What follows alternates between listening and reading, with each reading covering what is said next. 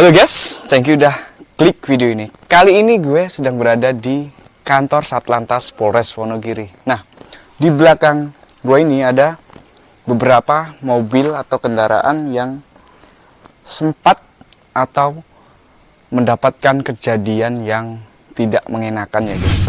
Nah, di samping gue ini ada mobil yang bekas menabrak ya guys. Ini dimungkinkan karena adu banteng mungkin ya. Terus ini ada lagi satu truk. Kalau menurut ceritanya truk ini habis melindas seseorang ya guys sampai meninggal. Nah, di sini ada tempat penyimpanan bekas kendaraan atau motor yang habis kecelakaan ya guys. Banyak sekali dari sini sampai ujung itu terdapat puluhan motor, dan ada yang posisi setangnya ini sampai kebalik ya guys, sampai patah, dan masih banyak lagi motor yang seperti ini. Jadi ini contoh-contoh mungkin dari masyarakat yang kurang berhati-hati ya guys. Makanya gue saranin buat kalian untuk selalu berhati-hati saat di jalan raya dan patuhi semua peraturan rambu lalu lintas yang ada guys. Semoga tidak ada lagi korban atau kejadian yang seperti di kantor polisi ini.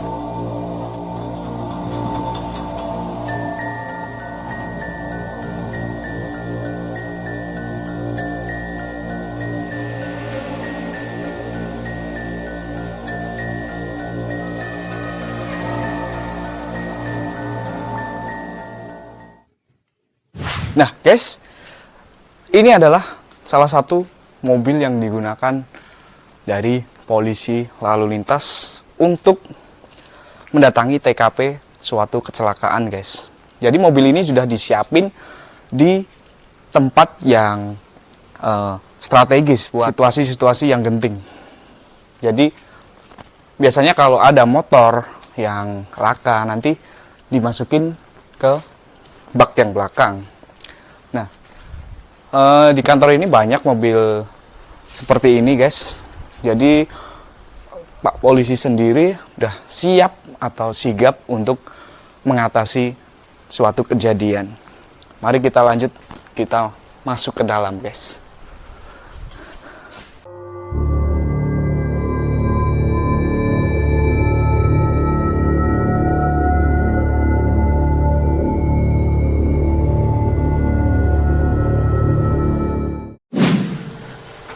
Selamat malam, Pak. Ya, malam, Pak. Nah, ini kita dari tim kekuatan jahat ingin sedikit mewawancarai Bapak terkait dengan kecelakaan yang ada di wilayah Wonogiri, Pak, khususnya. Karena kita tadi dari belakang lihat banyak sekali mobil atau kendaraan yang mungkin bekas kecelakaan ya, Pak. Nah, namun sebelum itu, mohon dikenalin dulu lah, Pak, untuk nama Bapak. Ya, nama saya Farizal, Pak. Saya dinas di unit Laka Polres Wonogiri. Saya sampai saat ini baru 5 tahunan di unit Laka dan sudah menangani beberapa kasus yang dari tingkat ringan sampai yang berat sudah saya rasakan, saya tangani, dibantu oleh rekan-rekan yang ada di unit Laka ini. Tadi saya tuh lihat ada beberapa kendaraan yang kondisinya sudah rusak mungkin atau bekas tabrakan atau dan sebagainya, Pak. Itu bisa dijelaskan bagaimana? Oh iya, Pak. Kalau yang saat ini berada di belakang kantor kami itu ada sebuah bus, ada sebuah truk, kemudian ada 2 mobil. Jadi untuk yang bus itu pada saat 2 bulan yang lalu terlibat kecelakaan dengan sepeda motor dan korbannya meninggal dunia 2, si pengendara dan pemboncengnya. Gitu. Terus tadi saya lihat ini ada truk ya Pak, truk yang tadi tutupin terpal itu depannya. Itu habis kecelakaan apa atau apa? Jadi untuk yang truk itu beberapa saat yang lalu juga terlibat kecelakaan lalu lintas, korbannya meninggal dunia di tempat dan truk tersebut sempat melarikan diri. Setelah beberapa saat, kurang lebih 4 jam, kami lakukan pencarian dan ditemukan dengan identitas, ciri-ciri warna sesuai dengan keterangan saksi, dan itu sudah tertangkap dan kita lakukan penyitaan untuk kendaraannya. Berarti untuk pelakunya tadi ini diamanin ya Pak? Ya, kalau untuk pelakunya sudah kami tangkap dan sudah kami proses lebih lanjut. Saat ini berada di rumah tahanan. Untuk di area belakang tadi Pak, itu saya lihat agak serem lah. Itu agak merinding pokoknya saya. Itu kira-kira ada kejadian gak nih Pak yang dulu-dulu Bapak pernah di situ lah? Kalau saya sendiri dulu sempat pernah mengalami kurang lebih 2 tahunan yang lalu, tepatnya waktu awal-awal COVID atau Corona. Tetapi untuk akhir-akhir ini saya tidak pernah merasakan, tetapi para tamu atau warga masyarakat yang mau mengurus kecelakaan kebanyakan menceritakan merasakan dan melihat sesuatu yang ganjil di sini.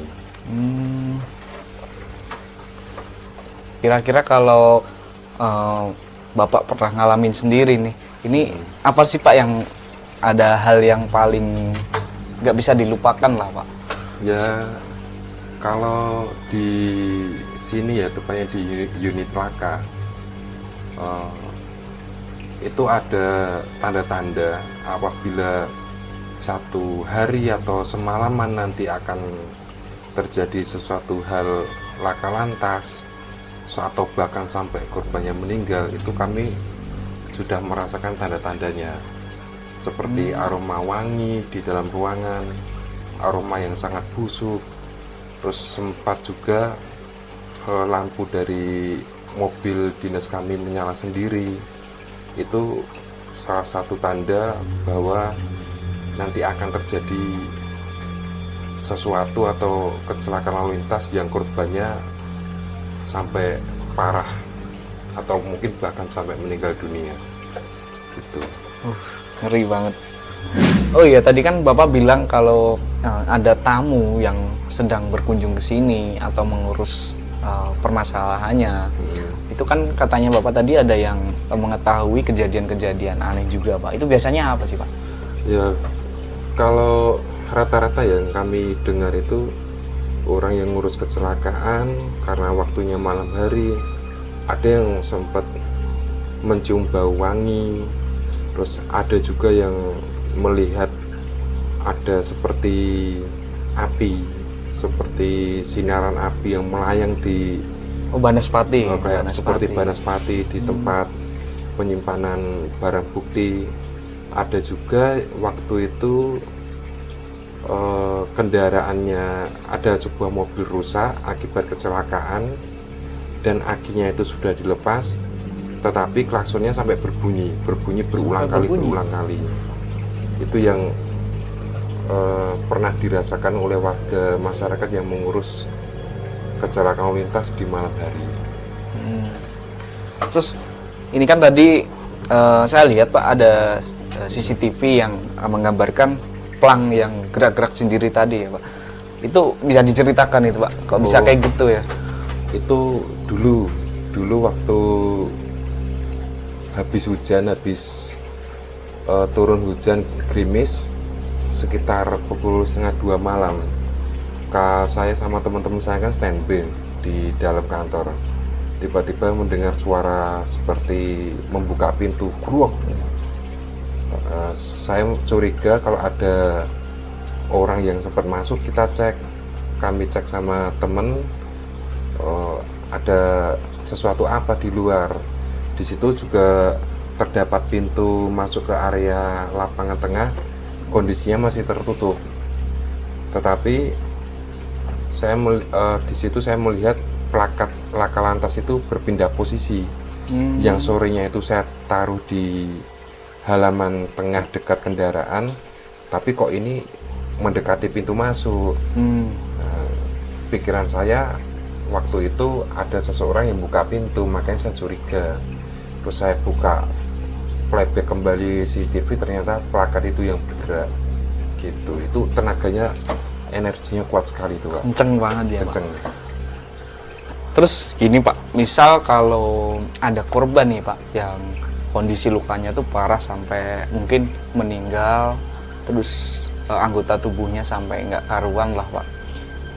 Itu kemudian barang buktinya tuh disimpan di mana Pak? Sama apa ada keganjilan juga pas waktu nyimpan barang bukti tersebut? Kayak gitu bisa dijelaskan. Kalau pengalaman kami sering menangani korban kecelakaan lalu lintas dengan kondisi yang sudah tidak utuh, dalam artian mengalami luka di kepala, mengalami luka di organ tubuh yang lainnya.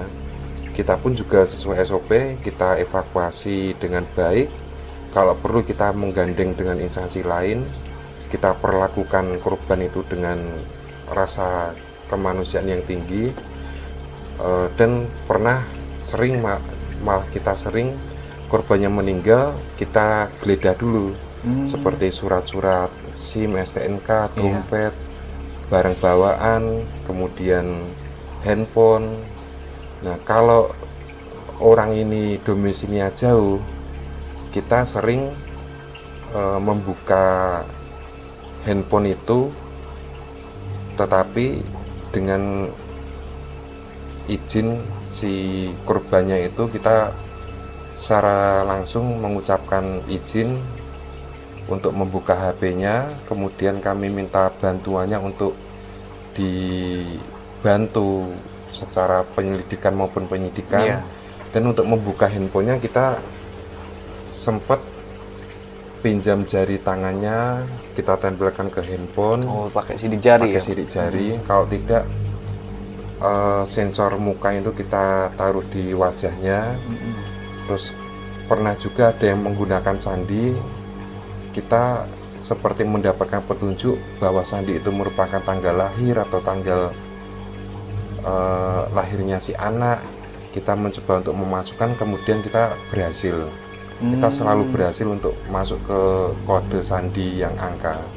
Nah, setelah itu kami cari kontaknya keluarga, kita hubungi melalui telepon tersebut, dan handphone itu sementara waktu kita simpan sampai keluarganya datang dan kita kembalikan ke keluarganya.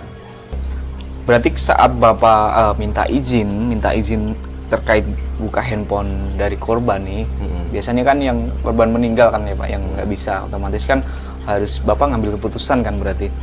Nah, berarti selalu berhasil tadi juga sedikit aneh juga ya Pak, ada. Iya Pak, itu mungkin kebetulan juga sih Pak. Kita memasukkan tanggal lahir, kalau tidak tanggal lahir anaknya, atau mungkin kode-kode yang sering dimasukkan seperti 06 kali, 15 kali, tetapi sekali dua kali kita mencoba pasti selalu bisa masuk. Asalkan sebelum kita melakukan penggeledahan tersebut, kita secara langsung di sampingnya korban mohon izin untuk mohon bisa dibantu, dan niat kami sesungguhnya tidak untuk iseng-iseng atau bahkan menggeledah-geledah yang tidak-tidak. Tujuan kami untuk mengabarkan kejadian ini kepada keluarganya melalui handphonenya si korban.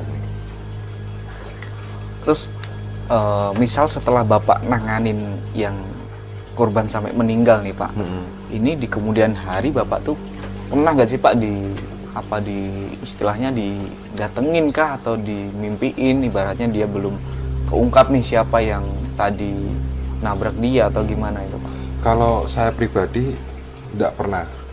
Setelah kami mengevakuasi korban, membawa korban ke rumah sakit, kita ikut kita bantu otopsi luar sama dokter, kita lihat-lihat lukanya. Itu malam harinya atau beberapa hari selanjutnya, kalau saya pribadi tidak pernah didatangi dalam mimpi atau melalui petunjuk-petunjuk yang lain, tidak pernah. Tapi ada rekan kerja saya, karena itu korbannya tabrak lari. Iya.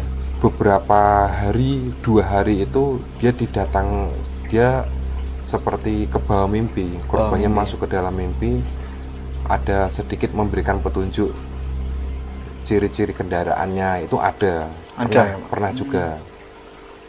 Itu teman saya yang mengalami. Berarti ngeri juga ya, Pak. Mm-mm. Terus biasanya kalau jam-jam segini nih, Pak, ini kan Bapak piket ya. Ya, Pak. Terus kalau ada tiba-tiba kejadian, misal di wilayah Wonogiri tapi di paling ujung, terus itu untuk tindakan dari kepolisian bagaimana, Pak? Kalau selama kami piket, kami entah siang maupun malam hari, kita berupaya untuk tidak tidur. Seandainya mau istirahat, kita gantian dengan rekan piket. Dan apabila ada kecelakaan di ujung kota atau di ujung kabupaten, kita sebelumnya koordinasi dengan rekan yang ada di polsek tersebut. Kondisinya bagaimana, kendaraan yang terlibat bagaimana. Apabila memungkinkan, kami langsung segera datang ke lokasi dengan skala prioritas, dengan kendaraan, menyalakan lampu strobo, sirine. Tetapi apabila kondisinya bisa dibantu oleh rekan-rekan yang ada di polsek, itu kami bisa memberikan petunjuk-petunjuk langkah apa yang harus dilakukan melalui handy talkie atau melalui telepon gitu. Jadi jarak terjauh dari kantor kami ke daerah terpinggir di Wonogiri ini kurang lebih sampai 1,5 jam. Berarti langsung bisa tercover lah, Pak. Bisa. Ya? Langsung Kalau harus lewat menunggu HT, ya? kami dulu, Iya. kasihan korbannya. Iya, Jadi betul, kami Pak. koordinasinya dengan rekan-rekan yang ada di polsek. Gitu. Terus ini nih kita tadi ngomongin yang agak lah, Pak, serem lah ya ibaratnya. Terus ini ngomong-ngomong buat apa, Pak, ini, Pak? Oh, ini enggak. Kalau katanya sih kalau di Jawa ini dupa ini untuk wangi-wangian. Saya nggak ada niatan, nggak ada niatan apa-apa, cuma kalau misalkan dupa ini kan ruangan jadi wangi, Jadi tenang lah ya, Pak. jadi tenang, seperti aromaterapi. Karena di sini tuh baunya itu sedikit amis, kalau dirasa-rasakan sedikit amis, nggak tahu bau dari mana. Kadang berubah-berubah Ya, gitu kadang ya. berubah, kadang amis, kadang menyengat.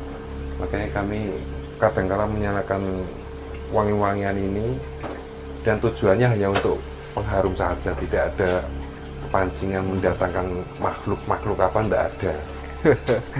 Nah, ini kan kita dan teman-teman yang lagi nonton juga udah pada tahu lah, Pak, ya, kurang lebih penanganannya dari pihak kepolisian terkait dengan kecelakaan ya, Pak. Nah, ini buat masyarakat sendiri, apa sih, Pak, pesan-pesan untuk masyarakat biar tidak terjadilah suatu kecelakaan ini di luar sana kayak gitu? Ya sebenarnya mudah, Pak. Kita setiap hari hampir 70-80% kegiatan kita itu ada di jalan bagi mereka yang melakukan aktivitas bekerja. Iya. Untuk menghindari potensi-potensi kecelakaan, yang pertama itu safety reading, kemudian mentaati peraturan berlalu lintas, kita disiplin dan patuh terhadap aturan-aturannya, kemudian saling menghormati sesama para pengguna jalan. Dengan resep yang seperti itu dapat saya pastikan kecelakaan lalu lintas itu dapat terhindarkan. Seandainya pun terjadi, itu sangat menekan fatalitas kecelakaan lalu lintas tersebut. Gitu. Jadi banyak orang-orang atau masyarakat berpikir, cuma deket, cuma di situ, cuma beli sayur, cuma beli ini. Tetapi sering terjadi, keluar dari rumah baru berapa puluh meter terlibat kecelakaan, luka di kepala, nggak pakai helm ya, karena nggak pakai helm, kemudian karena malam hari lampunya mati tetap dipaksa menggunakan kendaraan tersebut, akhirnya terjadi benturan dengan kendaraan lain. Kalau sudah terjadi seperti kecelakaan lintas tersebut, kasihan keluarganya, harus ke sana ke sini ngurus, belum lagi ganti rugi yang dimusyawarahkan, tidak ada titik temu, masih dimintai bantuan, itu sangat kasihan. Iya. Jadi saya berpesan kepada warga masyarakat, para pengguna jalan, untuk tertib, disiplin, dan saling menghargai, saling menghormati dengan para pengguna jalan yang lain. Begitu, Pak. Jadi itu tadi guys, sedikit wawancara gue sama beliau, Bapak Rizal dari Satlantas Polres Wonogiri. Bagi kalian yang beraktivitas